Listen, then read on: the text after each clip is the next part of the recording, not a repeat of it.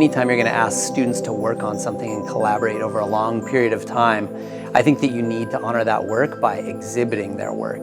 And so that means picking a place that you think is appropriate for them to show their work to an audience. I think, finding a time so that you can involve the community and they can really plan around the exhibition of the work, and then having the students really curate that space and decide how their work should be exhibited in a way that it'll be well received and understood by an audience. When students are getting ready for an exhibition and you're preparing them for that, I think it's important to have your students reflect on their process and reflect on their growth and their challenges and their experiences, and be able to more kind of organically catalog that experience and tap into what it was that they learned, how it was that they grew.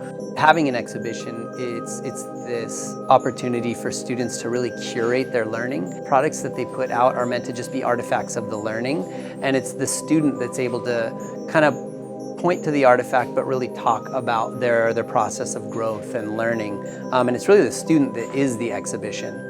At an exhibition, it's an opportunity for students to connect with members of their community. It could be professionals, it could be a parent audience, it could be other students, and walk them through the process and kind of reflect on what it is that they've been doing, how they've grown as learners, what they understand differently now, and then also to kind of show them hopefully a product that has some sort of significance and some sort of purpose.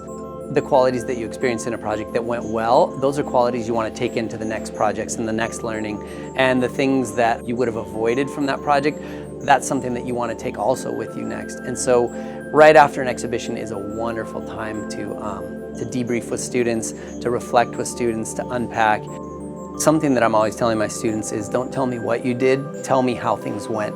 I think that all of us really, when we're asked to reflect on a process, we really start walking people through the chronology of what happened and just the steps of I did this, then I did this, then I did this. But what we're really looking for is the qualities of how you did within that work and your experiences of areas where you might have struggled, areas where you felt proficient, kind of areas that you would celebrate, but also areas where you kind of reflect and think like, oh, I might have done that differently. And so I think that is something that is kind of almost simple and tangible enough for students to get is, don't tell me what you did, tell me how you did.